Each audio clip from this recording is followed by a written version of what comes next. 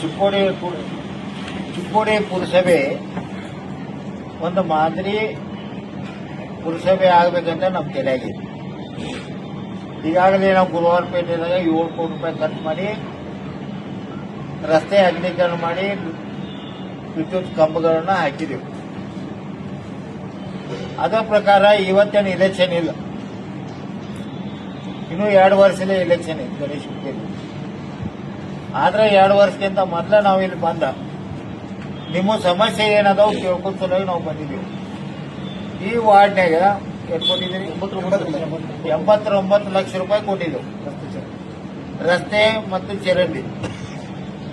ಅದನ್ನ ಮಾಡಿ ಮುಗಿಸ್ತೇವೆ. ಮತ್ತೀಗ ನೀವೇನ್ ಕೊಟ್ಟಿದ್ದೀರಿ ಅದನ್ನೂ ಬರ್ಕೊಂಡಿದ್ದೆವು. ಅದಕ್ಕೆ ಜವಾಬ್ದಾರಿ ಯಾರಂತಂದ್ರ ಚೀಫ್ ಆಫೀಸರ ಮತ್ತ ಮಹಾಜನ ಮುಂದುವರಿ ಮಹಾಜನ ಮತ್ತು ನಮ್ಮ ಇಬ್ಬರು PAಗಳು ಸಚಿನ್ ಕಾಳಿವೇರಿ ಮತ್ತು ಸಾತ್ವರ್, ಇವರು 4 ಜನರನ್ನ ಈ ಕಾರ್ಯಕ್ಕೆ ನಾವು ಅವ್ರಿಗೆ ಕೊಟ್ಟಿದ್ದೀವಿ. ಈ ಪೈಲಾ ನಾವು ಬಂದು ಒಂದು ರೌಂಡ್ ಹೊಂದಿದ್ದೀನಿ. ಇದಾದ ನಂತರ ಅಲ್ಲಿ ಏನಾದ್ರು ಹೋದ್ರೆ ಅವರ ಜವಾಬ್ದಾರಿ. ಇದೊಂದು ರೌಂಡ್ ಆದ ನಂತರ ರೋಡ್ ಗಟಾರ ಎಲ್ಲ ಆದ ನಂತರ ಮತ್ತೊಂದು ಮೀಟಿಂಗ್ ಮಾಡು. ಈಗಾಗಲೇ ಕಂಬ ಹಾಕಕ್ಕೆ ಹೇಳಿದೀವಿ, ಎಸ್ಟಿಮೇಟ್ ಮಾಡಾಕತ್ತಾರ. ಅದಾದ ನಂತರ ಅವು ಕಂಬಗಳು ಇವು ಬದಲಾಯಿಸಿ ಬೇರೆ ಕಂಬ ಹಾಕ್ತೇವೆ. ಈಗ 2 ವರ್ಷಕ್ಕಿಂತ ಮೊದಲು ಈ ಕೆಲಸ ಮುಗಿಬೇಕಾದ್ರೆ ಸಾಧು 2 ದಿವಸ ಬೇಕು. ರೋಡ್ ಮುಗಿಬೇಕಾದ್ರೆ ಇನ್ನೊಂದು ತಿಂಗಳಲ್ಲ 1.5 ತಿಂಗಳು ತಗೋ. 1.5 ತಿಂಗಳದಾಗ ರಸ್ತೆ ಮತ್ತು ಗಟಾರ 89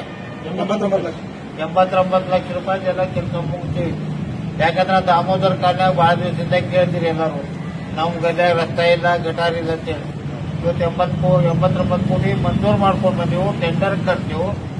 ಮತ್ತೆ ಟೆಂಡರ್ ಕೂಡ ಯಾರು ಹಾಕ್ತಾನೋ ಚಲೋ ಕೆಲಸ ಮಾಡ್ತೀವಿ. ಜವಾಬ್ದಾರಿ ಮಾತ್ರ 4 ಮಂದಿ ಕೊಟ್ಟಿವಿ.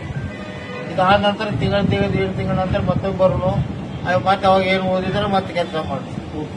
ಮತ್ತೆ ಮಾಡರ್ನ್ ಸಿಟಿ ಅಂತೇಳಿ ಮಾಡ್ಬೇಕಂತ ತಿಳಿಯಾಗಿದೆ. ಚಿಕ್ಕೋಡಿ ಪಟ್ಟಣ ಒಂದು ಮಾಡರ್ನ್ ಸಿಟಿ ಪುರಸಭೆ ಅಂತೇಳಿ ಮಾಡ್ಬೇಕಂತ ಹೇಳಿಗೈತಿ. ನೀವೇನಿದ್ರೆ ನಿಷ್ಕಾಳದಿಂದ ನಮ್ಗೆ ಹೆಂಗ್ ಹೇಳೋದಪ್ಪ ಸಾವುಕಾರಗಂತ ಏನು ಅನ್ಬೇಡ್ರಿ. ನಮ್ಗೆ ಹಿಂಗಾಗಿಲ್ಲ ಅಂತ ಅನ್ಬೇಕು. ಇವು 4 ಮಂದಿ ಜವಾಬ್ದಾರಿ. ನೀವು ಬಂದು ನೋಡ್ಬೇಕು.